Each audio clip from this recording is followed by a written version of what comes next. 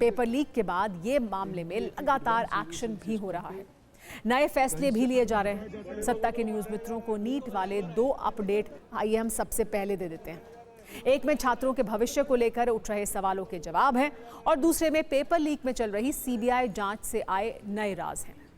केंद्रीय शिक्षा मंत्री धर्मेंद्र प्रधान ने आज नीट परीक्षा से जुड़े कई फैसलों की जानकारी दी। उन्होंने बताया कि इस वर्ष की रद्द हुई परीक्षा अब 21 जून को होगी। नए एडमिट कार्ड 14 जून से जारी होंगे। विशेष बात यह है कि इस बार परीक्षा में छात्रों को 15 मिनट एक्स्ट्रा टाइम मिलेगा। इतना ही नहीं, छात्र री एग्जाम में पसंद का सेंटर चुन पाएंगे।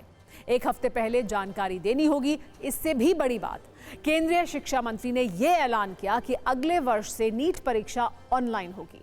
OMR शीट को गड़बड़ी का कारण माना गया है। अब CBT मोड यानी कंप्यूटर बेस्ड टेस्ट के जरिए परीक्षा होगी। इस खबर का दूसरा पक्ष भी है।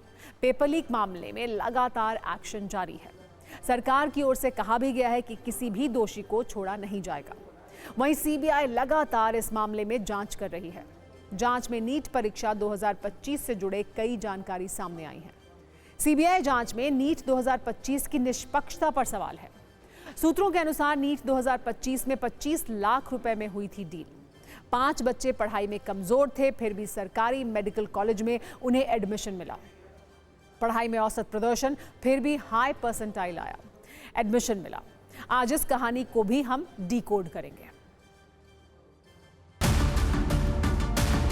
NTA ने नीट UG का नई परीक्षा की तिथि घोषणा किया है। 21 जून को री एग्जामिनेशन की डेट घोषणा की है। जो 2 से 5 एग्जामिनेशन टाइम था, उसको ध्यान में रखते NTA ने तुरंत एक निष्पत्ति किया है कि उसको और 15 मिनट बढ़ाएं।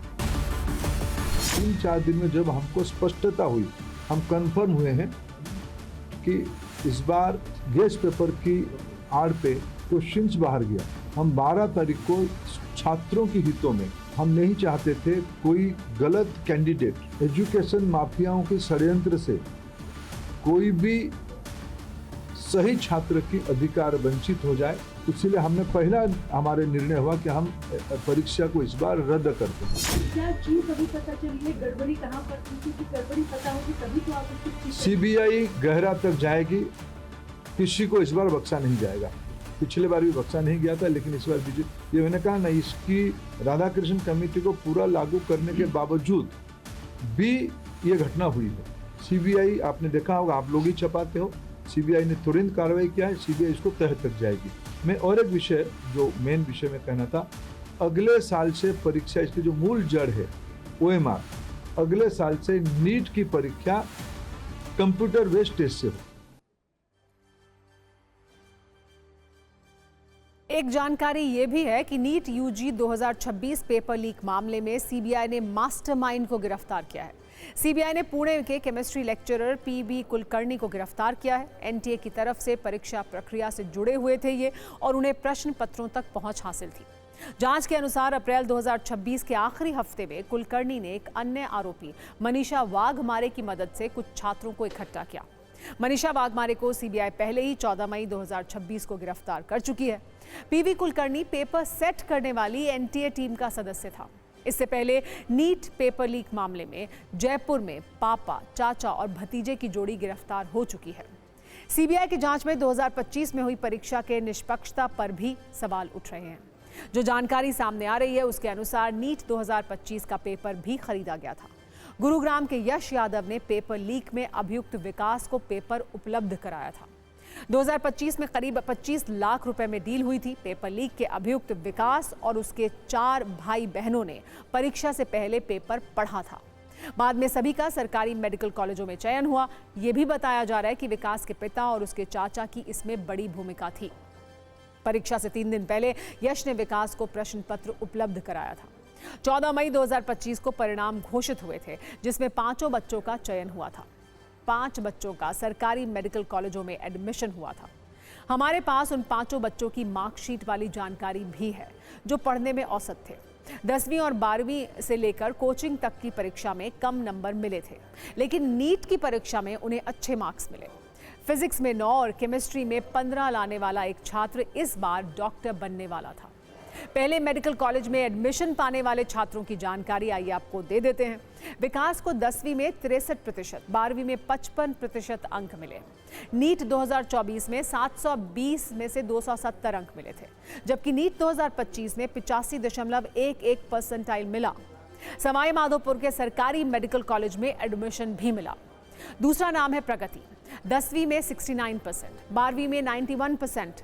नीट 2024 में 332 अंक मिले, वहीं नीट 2025 में 89.08 परसेंटाइल मिला। दौसा के सरकारी मेडिकल कॉलेज में एडमिशन मिला।